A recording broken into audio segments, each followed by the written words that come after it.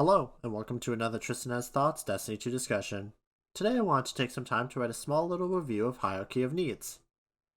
For those unaware, Hierarchy of Needs is a new solar exotic bow added with the newest dungeon Spire of the Watcher.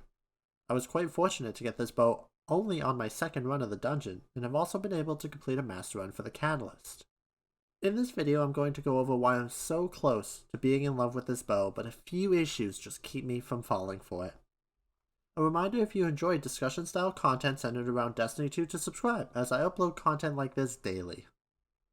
First off, I want to praise the aesthetic and sound design of the bow. As usual, Bungie's art team continues to knock it out of the park. The exotic perk is also very unique and lends the bow a one-of-a-kind playstyle. For anyone who has gotten this bow, I highly recommend completing a Master Spire of the Watcher, as the Catalyst is a game changer for it.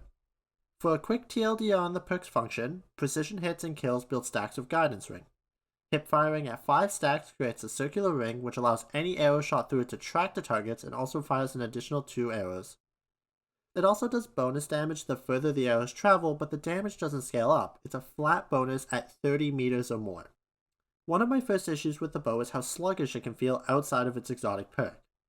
With a draw time of 756 and no way to decrease that outside of the exotic perk, the times where you are quickly moving from area to area unable to use your guidance ring effectively can make the bow feel quite slow. This bow can also suffer quite a bit from being kill-starved in activities. If you are in an activity where enemies are dying quickly, it can become very easy to struggle with keeping your exotic perk procced. Unfortunately, without constantly proccing your exotic perk, the bow feels extremely mediocre. Of course, I understand any exotic weapon is going to feel weaker if you cannot use its exotic perk, but this weapon requires a lot of setup to work towards its max potential. Another issue I have is with the damage bonus.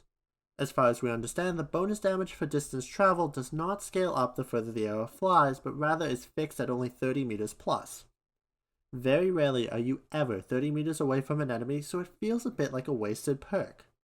If the perk gradually increased your damage for each meter or so you are from your target, I would be more interested, but with its current iteration it just feels off. If you can hit all the requirements for this bow, it will feel fantastic. Being able to constantly keep the exotic perk active means you will constantly have a much lower draw time thanks to the Catalyst, and will allow you to rain arrows upon your enemies.